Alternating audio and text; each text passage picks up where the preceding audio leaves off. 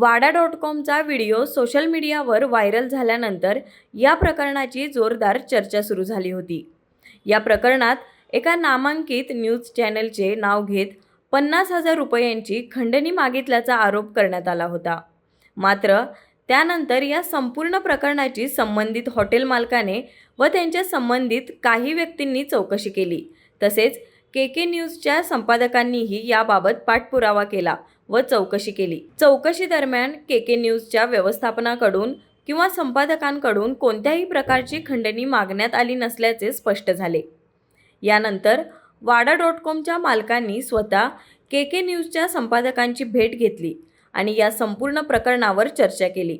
या भेटीदरम्यान गैरसमज झाल्याचे स्पष्ट करत वाडा.कॉमच्या मालकांनी दिलगिरी व्यक्त केली।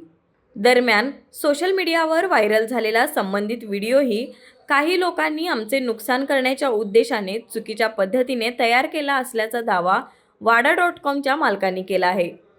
नेमका हा व्हिडिओ कोणी आणि कशासाठी तयार केला, के न्यूजवर करण्यात आलेल्या आरोपामागे नेमकं काय घडलं आणि के न्यूजच्या संपादकांची भेट घेतल्यानंतर वाडा.कॉमचे सर्वेसर्वा काय म्हणाले, याबाबत त्यांनी पत्रकारांशी बोलताना भूमिका स्पष्ट केली।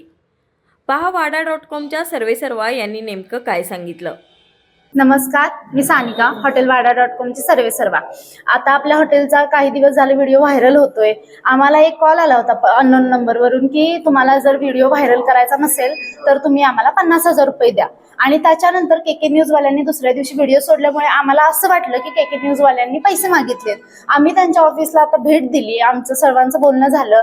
त्यांचे देखील म्हणजे मी म्हटले की तुम्ही म्हणजे पडताळणी न करता व्हिडिओ कसा काय सोडला, असं सगळं डिस्कशन झालं। त्या सरांनी पण सगळं आम्हाला क्लिअर केलं आणि जो हा अननोन पर्सन पैसे मागतोय ना, तो ह्यांच्या टीमचा भागच नाहीये। ज्यांनी आमच्याकडे 50,000ची मागणी केली त्यांचं नाव यूज करून मग त्याच्यानंतर आमचं त्या संचालकांशी बोलणं झालं, सगळं झालं, सगळ्या बाजू क्लिअर झाल्या। पण हे जो कोणी बदनामी करतोय ना, त्यांच्या नावाची असू दे, आमच्या हॉटेलच्या नावाची असू दे, ती त्यांना लवकरात लवकर बंद करावी, इतकंच माझी त्याला विनंती आहे।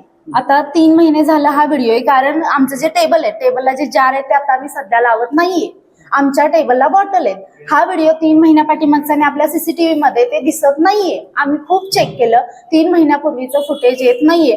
त्यांनी आता ते आणून टाकलं की काय केलं आम्हाला नाही माहिती, कारण झुरळ त्यात आहे तसं आहे, त्याचे पाय वेगळे झाले नाहीये, त्याचे पंख वेगळे झाले नाही, आहे तसं आहे। हे फ्रॉड लोकांनीच केले, असा प्रकार कुणी करू नये आणि के न्यूजवाल्यांचं पण याच्यात नाव घेऊ नये। हे जे फ्रॉड लोक करतात त्यांनी आत्ताच्या आत्ता हे सगळं बंद करावं, जे फुटेज आहे ते डिलीट करावं। असं आमच्या हॉटेलमध्ये काहीच घडलेलं नाहीये, एवढीच विनंती आहे माझी।